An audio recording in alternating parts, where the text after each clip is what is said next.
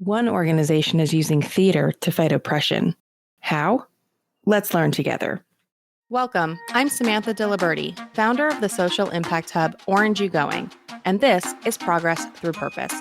Progress Through Purpose helps you discover issues you're passionate about, like the environment, social equality, affordable housing, and more, and makes it easy for you to affect change while connecting with like-minded New Yorkers in person. Learn from experts working on the vital issues impacting the largest city in the U.S., and hear the solutions they propose. Then meet us in person. Join the OG Squad, a community of changemakers who meet to affect change together. Build new friendships, expand your network, and advance your career through civic engagement, all while uplifting our city. Learn more about the movement at orangeyougoing.com. Hey, OG Squad, thanks so much for tuning in. Today we're speaking with Theater of the Oppressed. It's a nonprofit that seeks to confront oppressive challenges like economic inequality and racism through interactive theater. With us today is the executive director, Sulu Leo Nim. Sulu has been a Brooklyn-based artist and physical theater performer since 2003 and has worked with Theater of the Oppressed since 2011. Sulu, welcome. Thank you so much for joining us.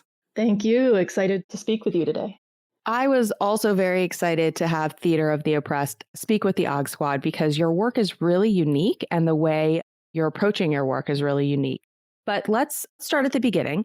Yes. Oppression is a really big word. So can you tell us a little bit more about the issues that Theater of the Oppressed is seeking to address? Yeah. And I will just add in here, our organization's full name is Theater of the Oppressed NYC. And that's an opportunity for me to highlight that what we practice is called Theater of the Oppressed. It is a tool that is seeking to address oppression, which, as you say, is really big. And us as an organization, we are taking that practice into communities in New York City specifically. And yeah, I would say that, what are we trying to address? We know that the Theater of the Oppressed exercises are a tool to make collective space, to build consciousness, and practice the change that will have us get what we need. So that's kind of the very zoomed out model. It's like, if there's a problem, we won't be able to address it together unless we're really aware of what's going on. And sometimes the impacts of oppression are that it can be hard for us to be clear on what's going on.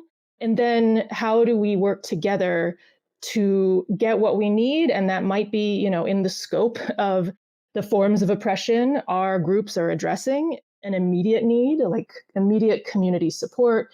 And then we're also keeping in mind structural needs, big structural legislative changes. And so as we practice part of Theater of the Oppressed called Forum Theater here in New York City, we have a number of what we call troops, Forum Theater troops that have been in partnership with different community or social service spaces in New York City and do have specific focuses in their work. Some of those include housing insecurity, include discrimination based on sexual orientation and health status, based on race. Our groups in New York City are looking at experiences of housing instability, discrimination based on race, sexual identity, age, gender identity, and also immigration status or being undocumented. And so those are some of the issues that our groups are making plays about. So that's a lot. Yes. And what's really interesting is you're doing this through theater work. So I had never heard of Forum Theater. I was lucky enough to attend one of the performances. But before I get into my experience, I'd love to just kind of hear from you. What is Forum Theater? Why is that your approach? Yes. So Forum Theater is one of the parts of Theater of the Oppressed, and it's a format of interactive theater where a group of people make scenes based on their experiences of oppression, looking at very, very specific situations. I think that's what the offering of theater is that we are able to talk about these issues that are impacting a lot of people in many ways, but the actors as artists get to frame a specific incident to provoke a conversation with their audience. And the intention there is that we get to, what I said about building our consciousness, we get to look at the problem together when we have seen the scene play out. We have a role in Theater of the Oppressed called the Joker. It's a facilitation role, and that role interacts with the audience to work with everybody in a conversation to identify what the problems are, knowing that our audience may not be showing up with a collective understanding or even being in solidarity with the actors necessarily, but how can we identify the problem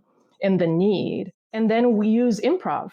We invite audience members up on the stage to step into the shoes of the people experiencing the problem.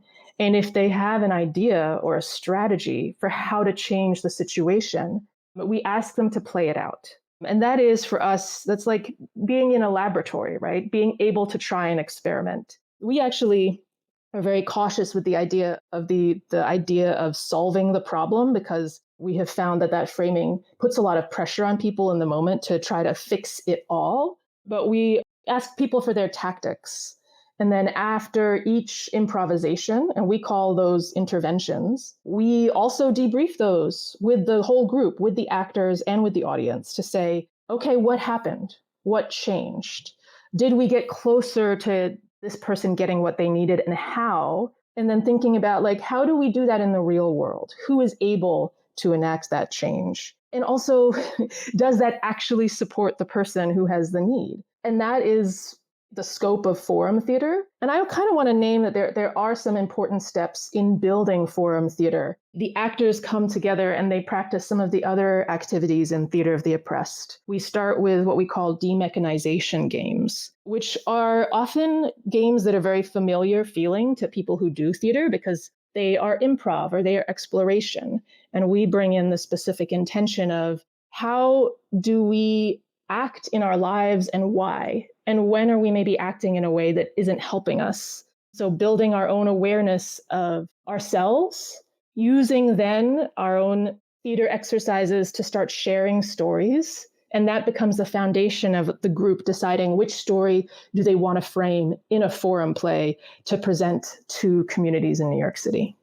So there's a lot to unpack there, and Yes. I want to dive into each of them. So one point you brought up is this idea of consciousness, which I think is something that is being talked about in society and the media more and more, just in terms of as we seek to create a more equal world, we first have to be conscious of what is happening. And honestly, that, as a white woman, that is being directed, that messaging is being directed at me, because I go through my day and I have, all of these different privileges that I experience that I'm not even aware of. So first, this idea of consciousness, I think, is a big foundation that we're really encouraging people to take a beat and really, realize where their power lies. So, that is really the foundation of your work. But for all of the non-theater folks who are listening, such as myself, I think it's helpful. I was able to attend one of the performances, and I think it's helpful to kind of give a concrete example and that audience experience as a first timer, one of your performances. So I attended a performance in Manhattan, and the theater troupe acted out an experience where a staffer was working in a restaurant, and they were not being allowed to take a break to eat lunch because it was very busy. And the question that was posed to the audience was, after they acted it out, what would you do in this scenario? I'll also mention that this performance was in Spanish. My Spanish is very limited. And so I think the fact that I was able to take so much from this performance, even though it was in a second language, a foreign language for me, it says a lot about just the quality of the performance. But the question was posed to us, okay, well, what does this restaurant worker do when she is being denied what I know as, working in government, I know is her right? What do you do in that moment? And I have to say, I was stumped. I mean, all of my responses were, okay, call 311 to figure out which department, they can connect you to address this issue. But that doesn't help somebody who is working day in and day out, doesn't want to lose their job, and needs to address this in the moment. And so there were several participants from the audience that went up and kind of showed how they would do it. There was then feedback from the rest of the audience members who weren't participating. to talk about.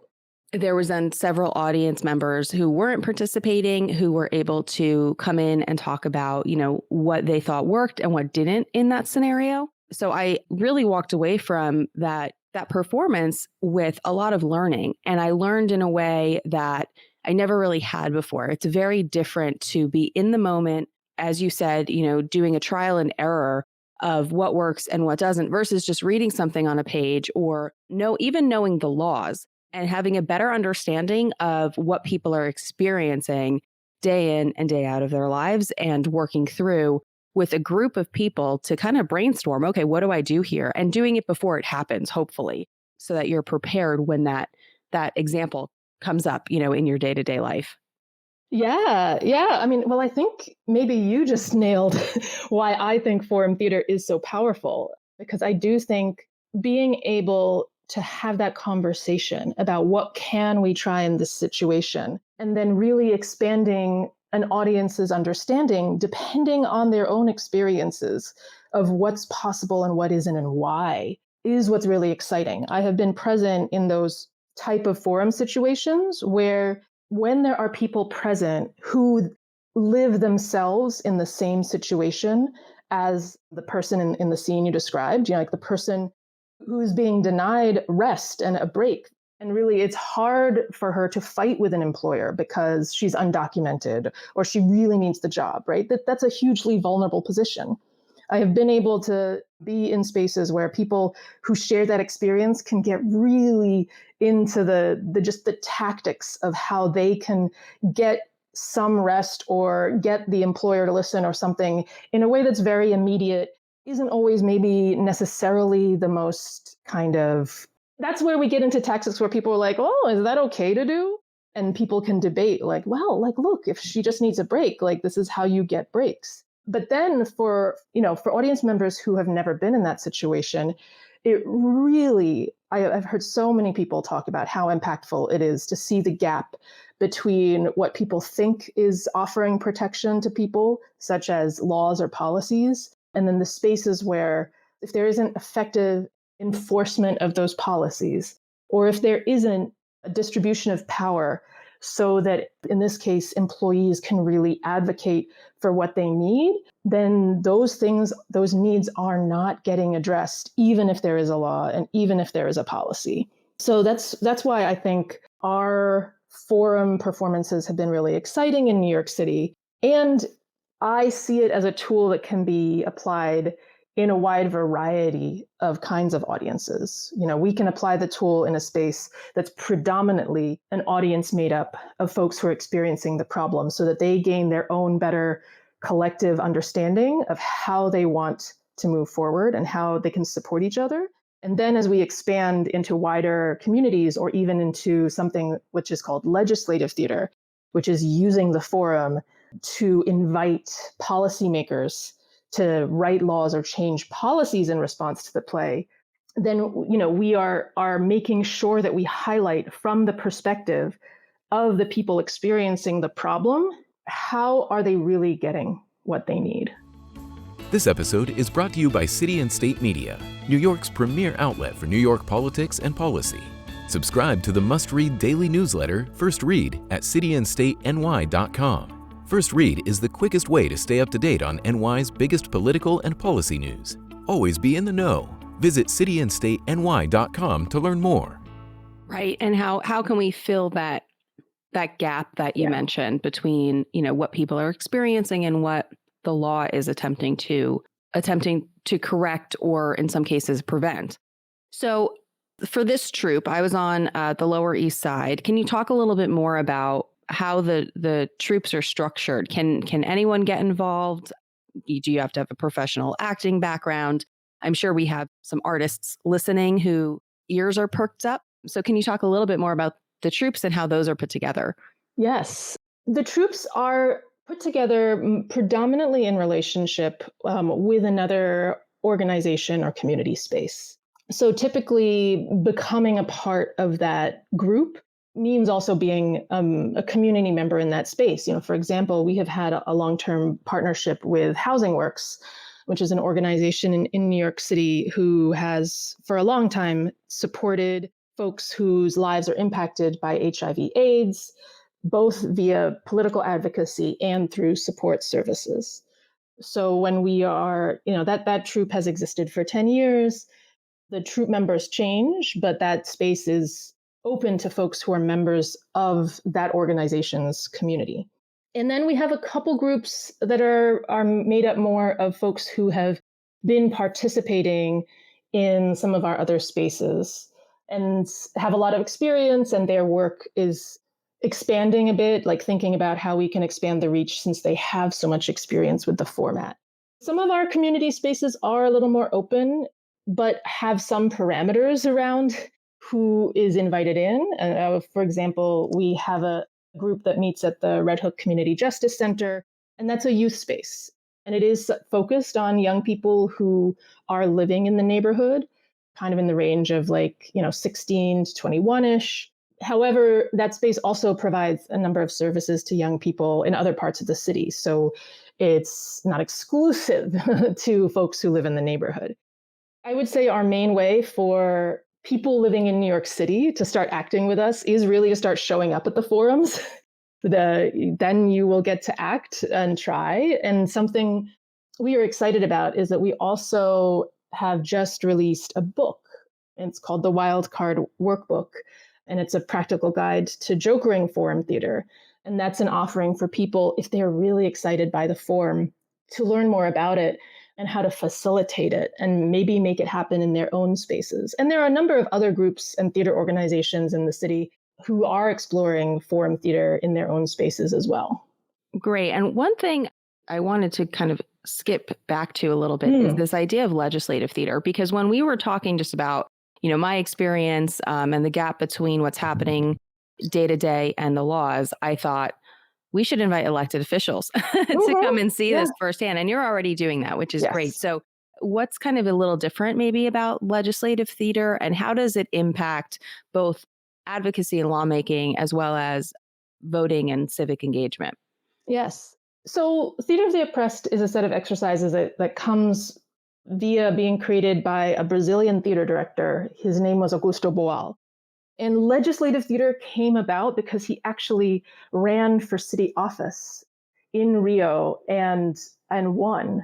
And then used that position, they saying, okay, I have done this forum theater for people to design change. Now I am in a position to design change via law. And he would bring forum theater into the legislative chambers as a way to draft policy ideas. So our experiments with legislative theater have been, how do we invite council members in to see a forum theater play? And then we have built structures to support how do we come out of a legislative theater event with some concrete policy ideas that could move forward. And some of our framework has been that we will do a forum theater as you experienced it, and as we've described, where the actors perform their play and the audience members are invited up to do interventions so that we have a rigorous discussion about what's going on and what can people do. Then we prompt the audience members to think about what could a law or policy change do? And that invitation is thinking about a new law or modifying an existing one or getting rid of one that really is causing a harmful impact to the situation. And then we have been, over the years, building our relationships with people who do ongoing advocacy around the issues. So we try to make sure we have some of those people in the room because they are the people, because they are collaborating and organizing on the daily, they have some of the expertise. And, if they're community organizers, they also have the accountability to community to think about what kind of policy change is really supportive. So we ask them to take the audience ideas, sometimes we've called them policy rangers, and do the job of kind of sorting and categorizing and then talking to the audience about what seems strategic and why. And then we are trying to have people who are actually in a position to make the changes present to hear that out. And in some forms of legislative theater, we've asked them to come and commit to moving some of that change forward. But I'll say our experiments have also included, how does this format support an organization building their policy agenda? or even an organization just changing their own internal rules. So sometimes it's a legislator who is in the position that we want to hold accountable, and sometimes it's just the head of an agency. And the change has nothing to do with laws, but it's got to do with policies that are impacting people. But so our strategy there is how do we always be aware that our theater work is not going to fix it? We need a strategy to engage with the people who are also working on that form of change.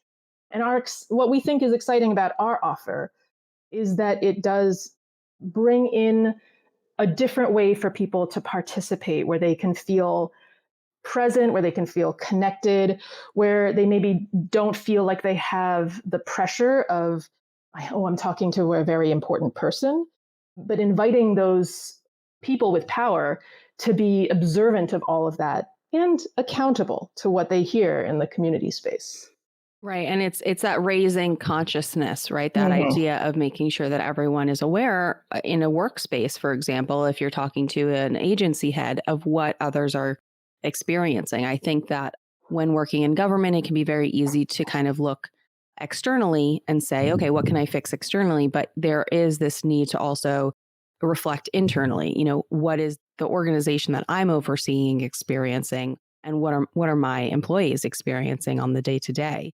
I think something else too that you brought up that's really interesting is this idea of inviting legislators and, people in organizational power to watch this. I think as somebody, my career has been built in and around government. So I've been in that position of advocating or lobbying to an elected official. And I'm just thinking, when I'm trying to tell a story, right, you're sitting in front of an elected who has stacked meetings throughout the day, is hearing story after story, how much more powerful it is not to just say, here's a story of somebody experiencing something negative on paper, but to actually see it in action and the emotion that gets tied to that experience. Yes. Yes. And I think that is the reality of the emotional involvement of these situations. That is where we see the theater tool really supporting the ability for us to see each other and work on change. It makes it personal. Yeah. Yep. So for our OG Squad listeners, what is your one call to action that we can take away from today? Yeah, I was thinking about this, and this is going to be a call to action that is actually maybe not directly related to our organization, but I think it is related to the work we're trying to see happen. And it is to look for who is building collective care and collective liberation, and then learning from that work and trying to figure out how you can connect to it and how you can weave it also into your life and what you need. And I say that because I think that is really, I've been part of Theater of the Oppressed NYC for 10 years. And the question of how to sustain ourselves as we do this work, it can be very hard if you don't have community, if you don't notice and learn from the people who have been doing this work for a long time, if you don't feel like the work is related to yourself. And the way to sustain that, believing that change is possible, for me, is connected to seeing how people have taken care of community and are continued to be committed to community. Yes, it takes a lot of optimism to keep that fire alive, to keep, working toward positive change. So there's a lot of ways to get involved with your organization. You mentioned the workbook. There's different theater troupes. So can you maybe just remind us of the name of the workbook and how to find it? Yes. The workbook is called the Wild Card Workbook, a practical guide for facilitating forum theater. It is on our website, and our website is www.tonyc.nyc. And we also have a social media handle, which is TONYC_action, which has been promoting the workbook. Can I name some other ways folks can get involved? Oh, absolutely. Yes. Yes. I mean, the primary one is to come experience forum theater. And we will have public performances this fall. And so come and be part of the discussion. We aim at our shows to have ways for people to link into the advocacy efforts related to the issues in the play. We have volunteer teams who support the performances. And if you volunteer, that's a way that you also get to meet some of our team and some of our actors. So we have performances coming up in the fall. We are also going to have our annual crowdfunding campaign this fall. It's called Represent, and that's where members of our community are supporting the work by making financial asks to other members of their community. And whenever we have new energy coming into that, it extends the reach of the crowdfunding. And we are also going to have a 10th anniversary party in September, where we will be celebrating our past 10 years. We will be there with members of our acting troops, and it will have some of our theater games and be highlighting the work we've done over the years. Sounds like a party. Yes. And you can also find a lot of these as they're being published on orangeyougoing.com, the different forum, troop, theater events, and then also the gala information. So I encourage everyone to visit orangeyougoing.com to find change-making events like these and more across New York City. Sulu, thank you so much for your time today. I really appreciate it. It was a really exciting conversation. Thank you. It's always so great to talk about our work. Get the most of Orange You Going, New York's social impact hub. When you join the OG Squad for free, you receive event notifications curated to your interests. Never miss a change-making event. Orange You going to be there? Are you hosting a social impact event? Post it for free on orangeyougoing.com to reach the most engaged New Yorkers. When you post with us, we promote it to our email list of nearly 10,000 subscribers across social media and on orangeyougoing.com. Let's engage New Yorkers together.